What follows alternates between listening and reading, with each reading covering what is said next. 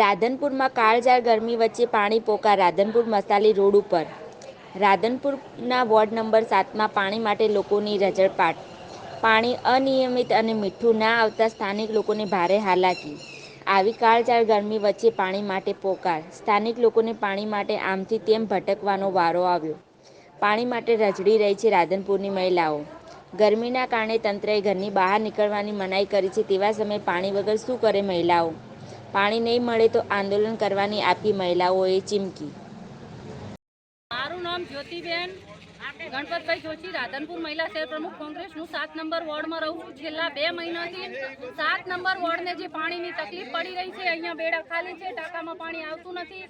લોકોને અત્યારે orange alert આપવામાં આવ્યું છે અને કહેવામાં આવ્યું છે કે ગરમીમાં બહાર ના નીકળો, પણ લોકોને ઘરે પીવાનું પાણી નથી તો એ ટાંકા પાણી ભરવા માટે મજબૂર છે. અત્યારે તમે જોઈ શકો છો, નાના બાળકો લઈને અમારી બાજુમાં બહેનો ઊભી છે, 60, 70 વર્ષની માજીઓ છે, પાણી ભરવા આવેલી છે. અને આમાં કોઈ પણ ને કાંઈ થયું, એક ઓરેન્જ એલર્ટ આલી એમ કહે છે કે આવા તાપમાં તમે બહાર ના નીકળો તો લોકોના ઘર સુધી પાણી જતું નથી. આટલી લાપરવાહી છે સરકારની. અને કોઈ પણ ને કાંઈ થયું તો એની સંપૂર્ણ જવાબદારી તંત્રની રહેશે.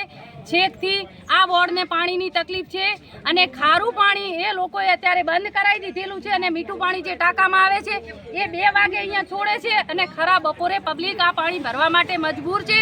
અને આ પાણી અમને 2 દિવસમાં ના મળ્યું તો આની આ સંપૂર્ણ મહિલાઓ અમે લઈ અને ત્યાં મામલતદાર કચેરીએ ધરણા પ્રોગ્રામ કરશું, ગાંધી ઝીંડા માર્ગે જશું.